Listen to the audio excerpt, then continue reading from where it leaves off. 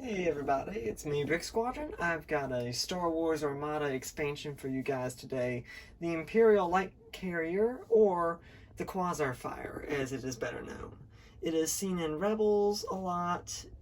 It is an Imperial ship, and as you can tell, carries TIE fighters.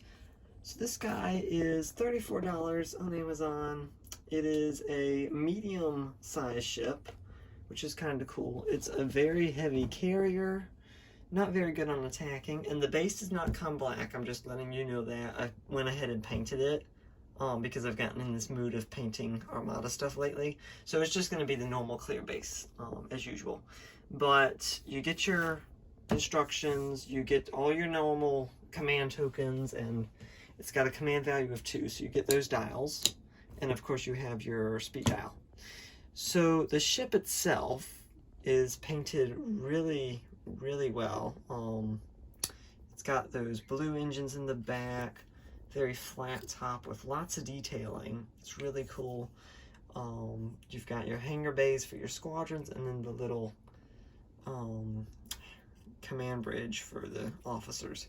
What I don't like about the painting, how they printed the ship, is they didn't do the hangar bays blue, like the shields are up. They're just gray and empty. Like there's no detailing actually in there. But other than that, it's really well detailed. It looks a lot like the ship from Rebels, and I like it a lot. They actually got the triangle shape very well, but this extra bit of protrusion for the where the stand attaches makes it a whole lot taller than it needs to be. Yeah, it's just a medium class ship, so it's a normal medium-sized stand. So I'm going to move on to cards. The first cheaper and I think better option is the Quasar Fire 1 class. It has 6 hull, 2 defense tokens, a brace and a redirect, 1 blue anti-squadron, 2 command, 4 squadron value, that's pretty big, and a very sad 2 engineering points. It's got 2 shields on both the front and the sides, and then only 1 in the back. You can see it's only rolling blue dice, 3 in the front, 2 on the sides, and then 1 in the back. Its speed is very quick at close, and then it gets slower as it gets to towards the farther end of the scale. This ship card is 54 points, and it has 4 upgrades: an officer, a gunner, and 2 offensive retrofits. So it's pretty good for your squadron heavy builds. The Quasar Fire 2 class is your more offensive, attacky kind of ship. It is 61 points, it has 2 gunner upgrades, and just 1 offensive retrofit. And it's got 2 red dice in the front, and 1 red dice on each side, as well as the blue dice. It also has a red anti-squadron, which is very cool. You don't see a red anti-squadron dice a lot. Same hull, same defense tokens, same shields, same movement as the Quasar 1. So between the two, I like using the Quasar 1 class. It's cheaper.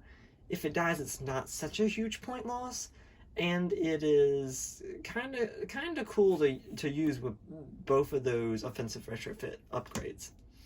So your normal redirect and brace defense tokens, and then your Admiral is Admiral Salone, which is I think the only Imperial squadron-based Admiral that you get for the Empire. And basically, she's 24 points. When a friendly squadron without rogue is attacking, it can spend a dice with an accuracy to choose and spend one of the defender's defense tokens. And when it attacks a ship, it can also re-roll a dice with a major hit. So this is great for non-bombers. They just have to make sure that they don't have rogue on them. So basically what she does is, normally when you get an accuracy and you're attacking a ship, or a squadron, you can only choose the token not to use. With her, the squadrons that attack, when they get an accuracy, they can use that dice to spin the token. So it's not preventing the defender from using it, but it's making sure that if the defender does try to use it, it gets discarded. And then she's also good for like interceptors, TIE fighters, anything that doesn't have the bomber keyword. Quad battery turrets is kind of it's a modification. I don't even know why it's in here, but it was, because I mean the Quasars, they don't have the cannon upgrade, and it says on the component list, it has this card in there, so it comes in the expansion.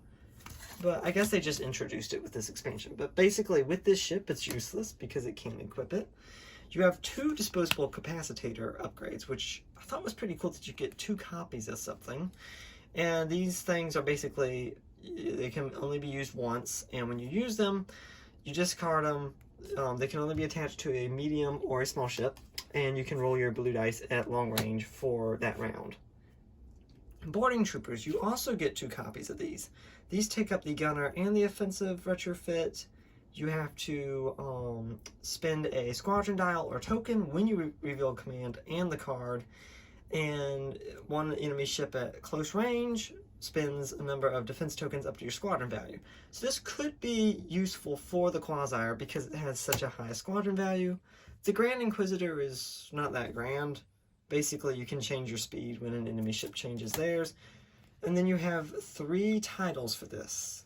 Pursuant is only 2 points, and it basically acts as a free squadron dial when you spend a command for anything other than squadron. Squall is 3 points, and this helps move squadrons before you get within range for attacking. So when you activate, 3 unengaged friendly squadrons at close to medium can move up to distance 2, but they cannot end their movement engaged. Stronghold is my favorite. It's 5 points. A friendly squadron with swarm at distance 2 while they defend, the attack is treated as obstructed.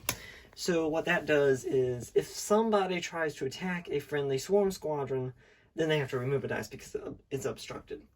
Overall, this is a really cool ship to fly if you have something like expanded hangar bay and rapid launch bays. These 2 cards work very well together with the Quasar 1 class. Flight Commander is also, it's a possibility, but it's not really that good. Overall, this is a 5 out of 5 stars. This is a really good carrier Imperial ship. I really like it, but it dies very easily and you have to control it. It's a bit hard to control when you're flying it.